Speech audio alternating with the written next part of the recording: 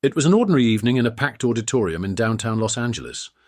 The event, initially intended to be a quiet conversation between Joyce Meyer, the celebrated Christian preacher and motivational speaker, and a small audience of devoted followers, had turned into a media spectacle overnight.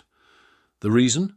Elon Musk, the tech mogul and visionary behind Tesla and SpaceX, had agreed to join her on stage for what was now being billed as an unscripted dialogue about faith, science, and the meaning of life. The stage was set for an extraordinary evening. In one corner, Joyce Meyer, known for her unwavering faith and ability to inspire millions, with her messages about God and personal transformation.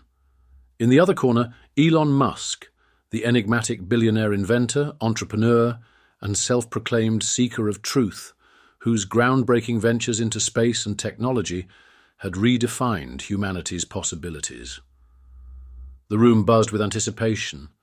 The contrasting figures of faith and science had drawn a global audience, with live streams broadcasting the event to millions.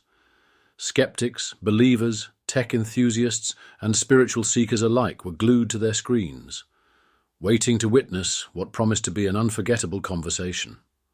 When Elon Musk walked onto the stage, dressed in his usual understated black t-shirt and jeans, the crowd erupted. Joyce Meyer followed, her confident stride radiating warmth and authority.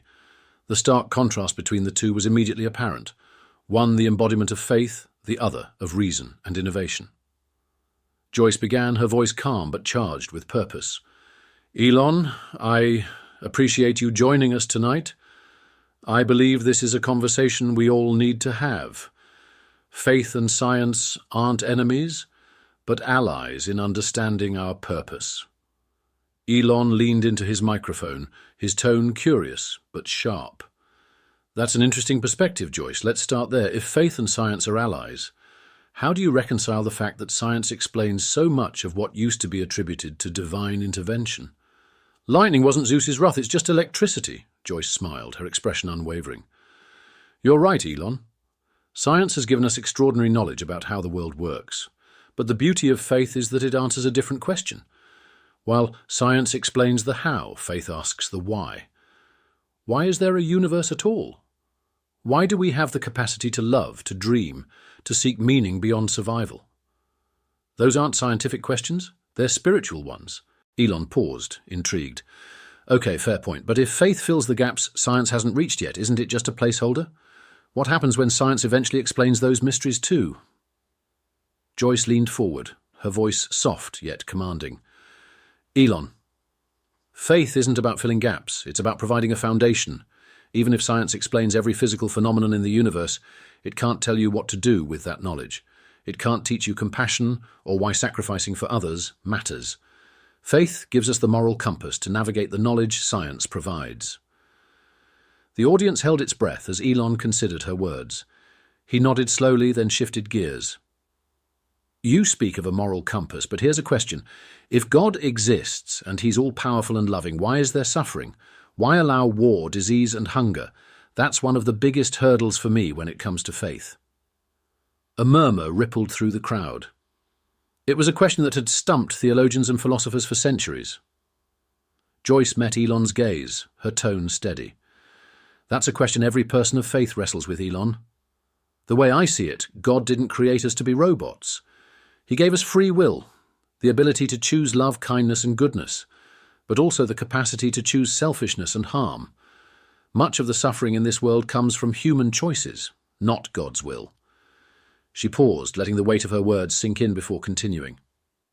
But even beyond that, suffering isn't meaningless.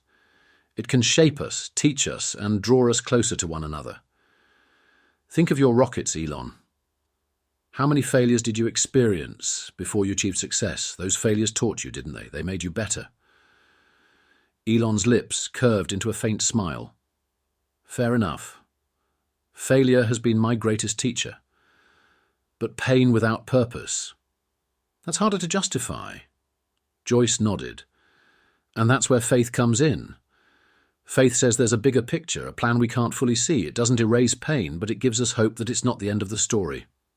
Elon leaned back, visibly impressed by her response, but not entirely convinced. All right, let me ask you this. You talk about a plan and a purpose. What if someone doesn't believe in God? Can they still find meaning, or is faith the only way? Joyce's eyes softened. Elon, God isn't just for those who believe in him. I believe he's working in everyone's life, whether they acknowledge him or not. Think of it this way. A child doesn't always understand a parent's love, but that love is still there, guiding and protecting them. Faith isn't about excluding anyone. It's about inviting everyone into something greater. Elon tilted his head, clearly intrigued.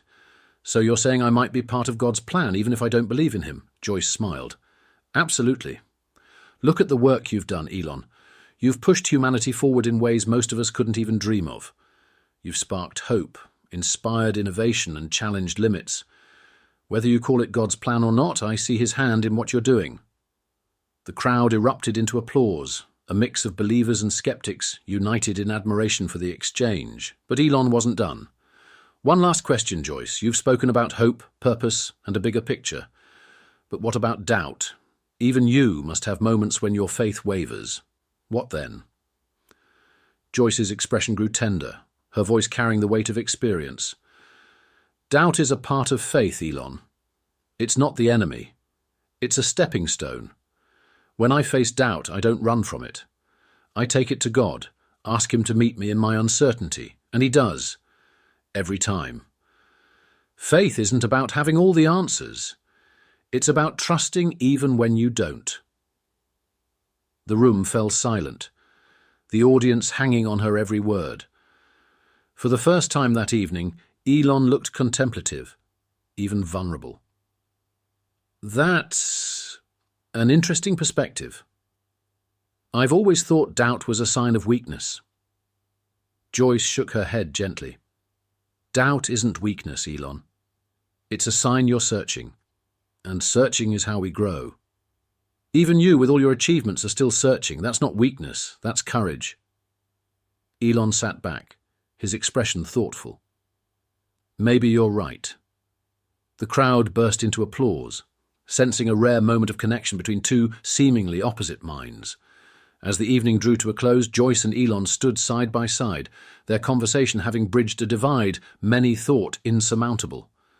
Joyce turned to Elon with a warm smile. Elon, whether you call it God, the universe, or something else entirely, I believe you're part of something bigger, and I hope one day you'll feel that for yourself. Elon nodded, his smile genuine. And I hope we all keep asking questions, because that's how we find meaning. As they shook hands, the audience rose to their feet, united in appreciation for a conversation that transcended boundaries. It wasn't just a debate. It was a moment of shared humanity, a bridge between seemingly opposing worlds. The applause was thunderous, not because anyone had won, but because both speakers had allowed themselves to be vulnerable, to explore without ego, and to question without fear. In that moment, faith and science weren't adversaries locked in conflict. They were companions on the same road, illuminating different facets of the same profound mystery. Elon Musk lingered on the stage for a moment longer, his gaze sweeping over the crowd. He saw faces of all ages and backgrounds, some inspired, others contemplative, but all united by a shared hunger for meaning. For someone who spent so much of his life looking forward, imagining the future, this moment of connection with the present felt strikingly grounding. As he stepped into the cool night air, Elon instinctively looked up. The stars were unusually clear, their light piercing through the darkness of the city's sky. Somewhere out there, amidst the vastness of the cosmos, lay the answers he had spent his life seeking.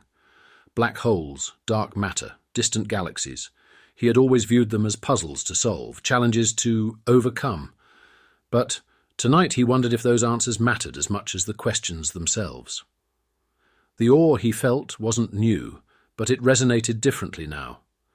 The conversation with Joyce had left a mark, a subtle shift in his perception. Perhaps it wasn't just about conquering the unknown, but embracing it. Maybe it wasn't about finding definitive answers, but learning to appreciate the mysteries. For the first time in years, he allowed himself to consider that the wonder of the universe, its vastness, its complexity, its beauty, might not just be a product of random chaos. What if, he mused, the very act of seeking meaning, the connections formed along the way, and the wonder that filled the human heart with a purpose all along. Elon took a deep breath, letting the night air fill his lungs. As the sound of the crowd faded behind him, he felt something unfamiliar yet comforting, a sense of peace. The questions that had driven him, frustrated him, and defined him no longer felt like weights to bear. They felt like gifts. And for once, the man who built his life chasing the stars found himself content to stand still, marveling at their light.